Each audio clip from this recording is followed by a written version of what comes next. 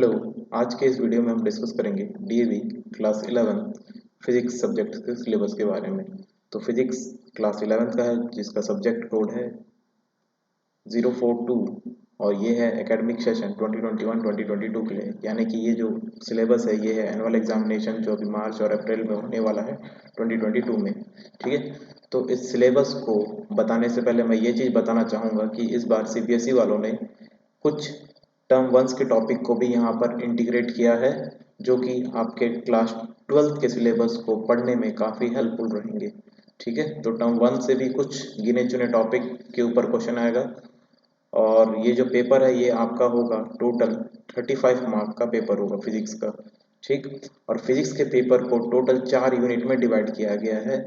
Unit number 7, unit number 8, unit number 9, unit number 10। तो unit number 7 में देखिए आपके जो यूनिट का नाम है वो प्रॉपर्टीज ऑफ बल्क मैटर है।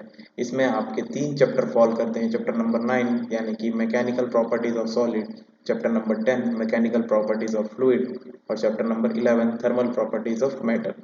तो इन तीन चैप्टर को इस यूनिट में फॉल किया गया है। और यूनिट नंबर 8 जो कि है थर्मोडायनामिक्स का, थर्मोडायनामिक्स में आपके बस एक ही चैप्टर फॉल कर रहा है जो कि है थर्मोडायनामिक्स चैप्टर नंबर 12। और यूनिट नंबर 9 जिसका नाम है behaviour of perfect gases and kinetic theory of gases, इसमें आपका एक चैप्टर फॉल कर रहा है, चैप्टर नंबर 13 जो कि है काइनेटिक थ्योरी का। ठीक है, और unit number 10 oscillations and waves, इसमें आपके 2 चैप्टर फॉल कर रहे हैं। एक है चैप्टर नंबर 14 जो कि है ऑसिलेशन के बारे में और चैप्टर नंबर 15 जो कि है वेव्स के बारे में। ठीक, तो इन चैप्टर नंबर 9, 10, 11, 12 और चैप्टर नंबर 13, इन सारे चैप्टर को मिला के आपको यहाँ पर जो क्वेश्चन आएंगे वो टोटल आएंगे 18 मार्क्स का। मतलब कि इन जितने भी 5 चैप्टर्स हैं इनका वेटेज जो है वो है 18 नंबर का। और ऑसिलेशन और वेव जो चैप्टर है इनका वेटेज है 10 मार्क्स का। अब यहाँ पर देखिए ये जो एस्ट्रिक मार्क यहाँ पर दिखाया गया है, यानी कि ये जो टॉपिक्स है यहाँ पे ये जो लिए गए हैं ये टर्म वन के सिलेबस से लिए गए हैं। ठीक है, तो टर्म वन के सिलेबस से देखिए क्या क्या टॉपिक लिया गया है। Elementary concept of differentiation and integration ये लिया गया है। ठीक है, और unit vector, resolution of vector in plane, scalar and vector product, ये ये सारे टॉपिक्स टर्म वन के सिलेबस से उठाए गए हैं। और motion in plane, projectile motion और सर्कुलर मोशन। ठीक है, तो इन सब टॉपिक का जो वेटेज है एग्जाम में वो है 5 नंबर का। इन सब टॉपिक से आपके 5 नंबर के क्वेश्चन बनेंगे एग्जाम में, फाइनल एग्जाम में। और जो दूसरा जो सेक्शन लिया गया है यहाँ पर देखिए conservation and non conservative forces, conservative and non conservative forces, equilibrium of rigid bodies, gravitational potential and gravitational energy, in topic पे आपके 2 नंबर के क्वेश्चन बनेंगे। तो टोटल यहाँ पे बनते हैं आपके 35 मार्क्स के क्वेश्चन।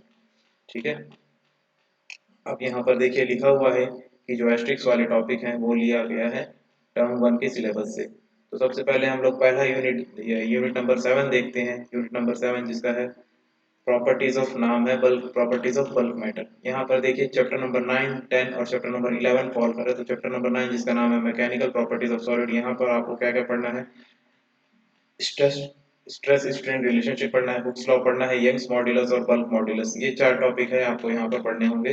इन्हीं 4 टॉपिक के इर्द गिर्द ही आपका सवाल पूछा जाएगा फाइनल एग्जाम में। और जो चैप्टर नंबर 10 है मैकेनिकल प्रॉपर्टीज ऑफ फ्लूइड, यहाँ पर देखिए आपको बहुत सारे टॉपिक पढ़ने होंगे। Pressure due to fluid column, Pascal law and its application, और effect of gravity on fluid pressure. ठीक है, विस्कोसिटी पढ़ना पड़ेगा, स्टोक्स लॉ पढ़ेगा, स्ट्रीमलाइन एंड टर्बुलेंट फ्लो पढ़ना पड़ेगा, क्रिटिकल वेलोसिटी और बर्नौलीज थ्योरम जो कि एक इंपॉर्टेंट थ्योरम है और उसका एप्लीकेशन। और यहाँ पर और क्या पढ़ना है, surface energy and surface tension. ठीक है, angle of contact, excess of pressure across the curve surface, और साथ ही साथ application of surface tension, idea of drops, bubbles and capillary rise.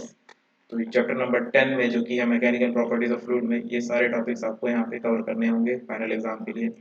अब चैप्टर नंबर 11 में देखिए जिसका नाम है थर्मल प्रॉपर्टीज ऑफ मैटर, यहाँ पे आपको पढ़ना पड़ेगा हीट के बारे में, टेम्परेचर के बारे में, थर्मल एक्सपेंशन के बारे में, thermal expansion of solid, liquid and gases ये पढ़ना पड़ेगा। और एनाबुलस एक्सपेंशन ऑफ वाटर पढ़ना पड़ेगा, स्पेसिफिक हीट पढ़ना पड़ेगा, कैपेसिटी और calorimeter, change of state of latent heat capacity, और साथ ही साथ यहाँ पे कुछ और टॉपिक्स भी दिए गए हैं, हीट ट्रांसफर, कंडक्शन, कन्वेंशन और radiation, thermal conductivity, qualitative idea of black body radiation और वेन्स डिस्प्लेसमेंट लॉ, ये एक इंपॉर्टेंट लॉ है, और स्टीफन लॉ। और साथ ही साथ आपको ग्रीन हाउस का टॉपिक भी पढ़ना पड़ेगा। अब देखिए यूनिट नंबर 8 में जिसका नाम दिया गया है थर्मोडायनामिक्स, इसमें आपका बस एक ही चैप्टर फॉलो कर रहा है थर्मोडायनामिक्स पे। ये चैप्टर बहुत अच्छा इंटरेस्टिंग चैप्टर होता है थर्मोडायनामिक्स का। तो यहाँ पर देखिए आपको क्या क्या पढ़ना पड़ेगा, थर्मल इक्विलिब्रियम और उसका definition of temperature, zeroth law of thermodynamics, heat, work and internal energy, और साथ ही साथ यहाँ पे फर्स्ट लॉ ऑफ थर्मोडायनामिक्स और इजोथर्मल एंड एडियाबेटिक प्रोसेस पढ़ना पड़ेगा। और साथ ही साथ है यहाँ पे सेकंड लॉ ऑफ थर्मोडायनामिक्स भी आपको यहाँ पे पढ़ना पड़ेगा। मतलब कि आपको तीनों लॉ जो है, zeroth law of thermodynamics, first law of thermodynamics और सेकंड लॉ ऑफ थर्मोडायनामिक्स, यहाँ पे तीनों आपको पढ़ने हैं। रिवर्सिबल और इरिवर्सिबल प्रोसेस भी है। अब यहाँ पर देखिए जो 9th यूनिट है जिसका नाम है behaviour of perfect gases and kinetic theory of gases, यहाँ पर जो आपका चैप्टर फॉल कर रहा है वो चैप्टर नंबर 13 जो कि है काइनेटिक थ्योरी। यहाँ पर क्या पढ़ना है, equation of state of perfect gases, work done in compressing gases, kinetic theory of gases, ठीक है।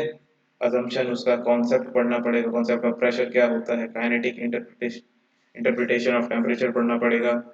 और यहाँ पे क्या दिया है, स्पीड ऑफ गैस मॉलिक्यूल्स पढ़ना पड़ेगा, degree of freedom, law of equipartition of energy, ठीक है। उसका स्टेटमेंट पढ़ना है आपको, डेरिवेशन यहाँ पे उसका जरूरत नहीं पड़ेगा।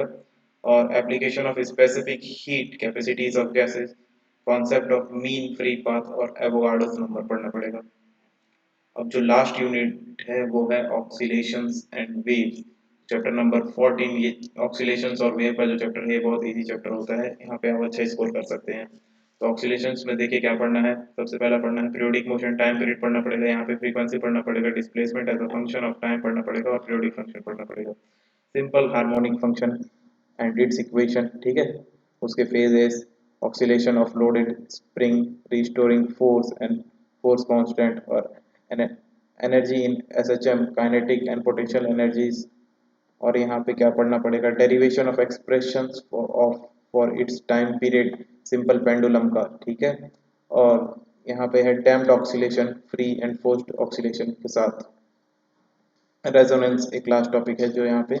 और जो चैप्टर नंबर 15 है, यहाँ पे आपका जो चैप्टर का नाम है वो है wave.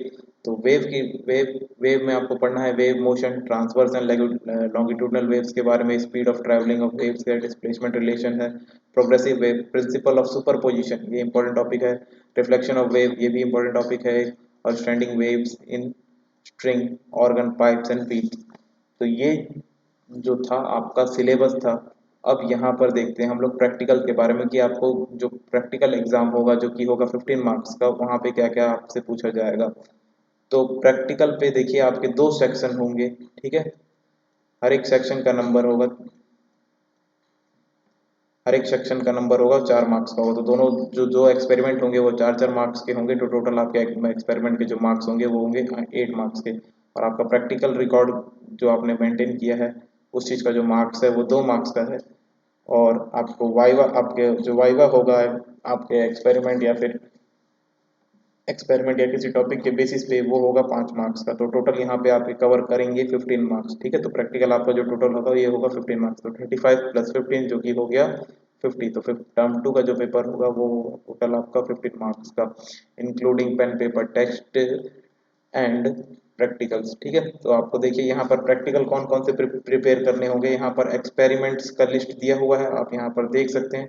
To determine Young modulus of elasticity of a material of a given wire, to find the force constant of helical spring by plotting a graph between load and extension। ये इन दोनों में से कुछ एक कर सकते हैं, या तो to study the variation in the volume with pressure for a sample of air at constant temperature by plotting graph between P and V and between P and 1/V। एक तो ये हो गया to determine the surface tension of water by capillary lyse method। और इसके साथ में और में एक और दिया है, to determine the coefficient of viscosity of given viscous liquid by measuring terminal velocity of a given spherical body. तो यहाँ पर देखिए बहुत सारे आपके एक्सपेरिमेंट के लिस्ट दिए गए हैं, यहाँ से आप देख सकते हैं। और ये जो एक्सपेरिमेंट है ये आप रेडी करके जा सकते हैं। यही सब एक्सपेरिमेंट आपको प्रैक्टिकल में करवाए जाएंगे। और यहाँ पर देखिए एक्टिविटीज है कुछ, to observe the change and state and plot a cooling curve of molten wax, to observe and explain the effect of heating and bimetallic strip. ये सारे चीज है। तो यहाँ पे आप देख सकते हैं कुछ एक्टिविटीज भी बहुत सारे यहाँ पे दिए गए हैं। मैं सारे को तो रीड नहीं करूंगा, लेकिन आप यहाँ से देख सकते हैं। और यहाँ पर देखिए लास्ट जो सेक्शन दिया गया है वो practical exam for visually impaired student for class 11। इसके बारे में भी कुछ दिया गया है। तो यहाँ पर देखिए जो आपका जो आइटम को आइडेंटिफाई करने का यहाँ पे पूछा जा सकता है।